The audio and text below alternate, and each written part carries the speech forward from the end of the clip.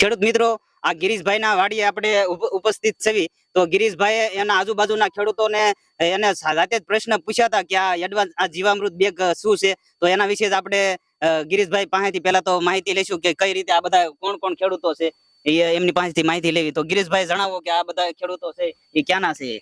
બધા ખેડૂતો અમારા જ ગામના છે, આજુબાજુ ખેતરવાળા અને સર્કલ છે આપણું. બરાબર. એ બધું આ જીવામૃતની બેગ મૂક્યા પછી એ લોકો એમ થયું કે ના આપણે પણ વસાવવા જેવી છે, એટલે આજે બધા લોકો અહીંયા જોવા માટે આવ્યા છે. બરાબર.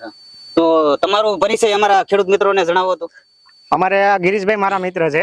ગિરીશભાઈ આજે આ 1.5 વર્ષથી એને આ બેગ મૂકેલી છે, એટલે અમે અત્યારે કાયમી ભેરા જ હોય, એટલે અમને ખબર નહોતી આ એને બેગ મૂકેલી છે એમ. પણ એની મોલેજ જોતા અમને એમ થતું કે બધાને ઓલી થઈ જતી ઉતરકી આંતે થતું, તો આને ન થતું ને એટલે અમે એને પૂછ્યું કે આ તમારે આ કેમ આમ ન થતું, કે અમારે આવડો ખર્ચો કરી છે તો અમારે આમ થાય છે. તો ગિરીશભાઈ અમને કીધું કે મેં કે આ બેગ નો ઉપયોગ કર્યો છે ને, કે એની હિસાબે કે અમારે આ વળતર અત્યારે અમને આની બેનિફિટ સારી મળી છે. બરાબર. આ બેગ નો ખાતર નો ઉપયોગ કરે છે, તમે જોઈ એની પાસેથી માહિતી લઈને આવ્યા. બરાબર. અને તમને આ બેગ કેવું લાગ્યું? તમને અમને ગિરીશભાઈ ને ઉપયોગ કર્યા પછી અમને એમ થયું કે આપણે આ વાવી પડે એમ છે, વસાવી જોઈ છે એવું. અને મારે પોતાની રીપ છે અને મારે પોતાને ગણતરી હોતન છે. બરાબર.